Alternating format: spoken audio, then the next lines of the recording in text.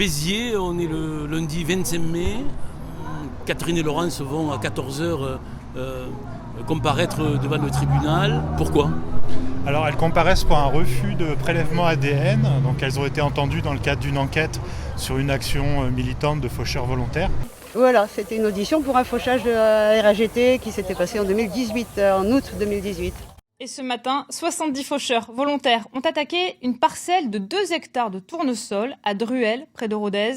Les militants suspectent la présence d'OGM dans ces cultures expérimentales qui appartiennent à un semencier aveyronnais. Sur place, Mathilde Flaménil et Régis de Kecker. Ni dans les champs, ni dans les assiettes, les OGM, on n'en veut pas. De tige en tige, pas à pas, 2 hectares à faucher. La mission a démarré vers 7h30 ce matin à quelques kilomètres de Rodez. Sur cette parcelle du semencier aveyronnais RAGT, 70 militants venus de toute la France se sont donné rendez-vous. Je veux pas que les terres où mes petits-enfants vont vivre soient empoisonnées, quoi.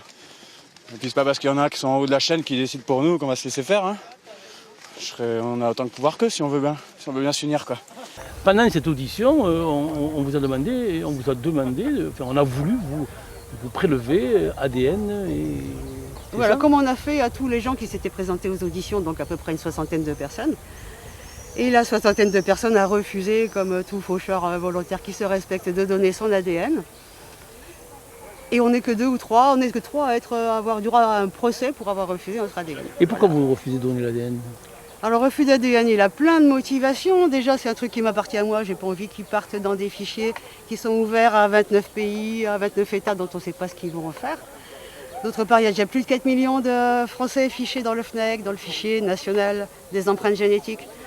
Alors qu'au départ, c'était réservé aux grands crimes sexuels, alors que maintenant, ils prennent l'ADN à n'importe qui, aux gilets jaunes, à des adolescents dans les lycées parce qu'ils ont balancé d'un petit peu de farine et d'eau sur une vitre. Ça devient vraiment le fichage national généralisé de la population. Cet après-midi, donc à partir de 14h, vous allez comparaître ici au tribunal de Béziers. Votre attitude sera toujours la même ? De refuser l'ADN ? Oui. Oui, et de refuser tous les fichages. Voilà. Vous avez une réponse facile et je me souviens à Pézenas, c'est non. C'est plus facile, c'est vrai. Hein, ouais. Voilà.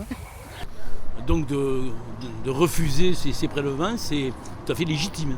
Alors c'est non seulement légitime, mais à mon sens également tout à fait légal dans ce cas-là, puisque la loi prévoit des cas très stricts dans lesquels on peut faire des demandes de prélèvement d'ADN. Il faut que ce soit proportionné, justifié pour l'intérêt de l'enquête. Et là, dans le cadre des faucheurs, ils agissent à visage découvert, ils donnent la liste de leurs noms, des participants aux actions. Donc ça n'a absolument aucun intérêt de ficher ces personnes-là dans ce cadre-là. Donc à mon sens, ce refus était non seulement légitime, mais en plus légal. Alors s'il y a relax automatique, pourquoi le tribunal, les pouvoirs publics s'obstinent un petit peu à poursuivre ?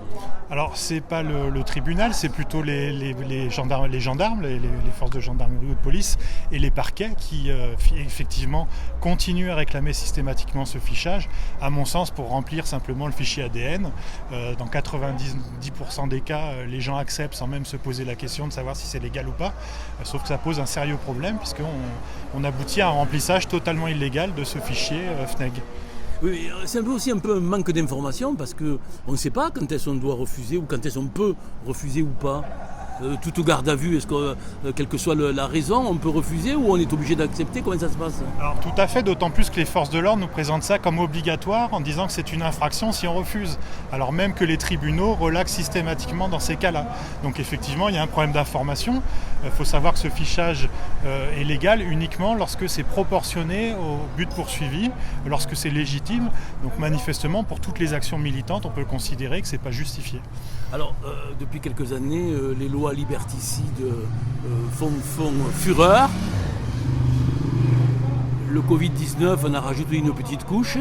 On a l'impression quand même que le fichage organisé, je ne parle pas de l'application ou de la future application, c'est un objectif de l'État ?